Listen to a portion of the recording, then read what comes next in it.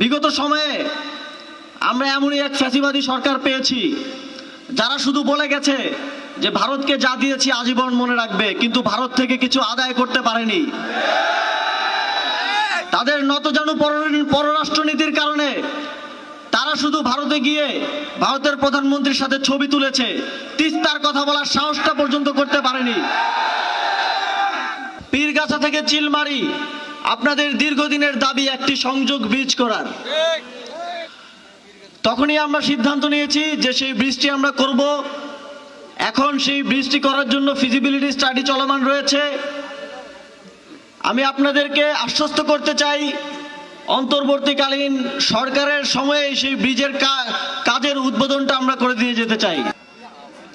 আমরা জানি উত্তরবঙ্গ, আমি যতগুলো উপজেলায় গিয়েছি এ পর্যন্ত 8টা উপজেলায় আমি গিয়েছি, প্রত্যেকটা উপজেলায় আমি দেখেছি আপনাদের যে কৃষিজ উৎপাদন সেটা অতিরিক্ত থেকে যায়, অর্থাৎ এটা দেশের অন্যান্য জায়গায় যায়।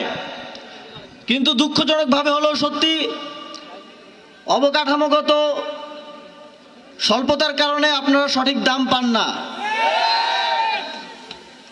এখানে যথেষ্ট কোল্ড স্টোরেজ নেই। অনেকেই আমাকে কোল্ড স্টোরেজের কথা বলেছে। আমরা উৎপাদন বিবেচনায় এবং পণ্য বিবেচনায় কোথায় কোথায় কোল্ড স্টোরেজ করা যায় সেটা নিয়ে ফিজিবিলিটি স্টাডি হচ্ছে। আমরা স্থানীয় সরকার পল্লী উন্নয়ন ও সমবায় মন্ত্রণালয় থেকে উত্তরবঙ্গের বিভিন্ন স্থানে কোল্ড স্টোরেজ স্থাপন করব, যাতে উত্তরবঙ্গের কৃষকেরা তাদের কষ্টের ঘামে অর্জিত ফসলের সঠিক মূল্য পায়।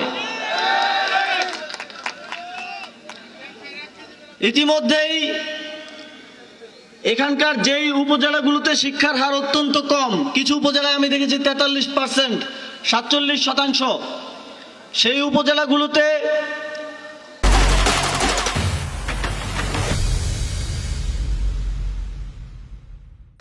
স্থানীয় সরকার পল্লী উন্নয়ন ও সমবায় মন্ত্রণালয় প্রতিটি উপজেলায় একটি করে আধুনিক এবং সমৃদ্ধ লাইব্রেরি করে দিবে।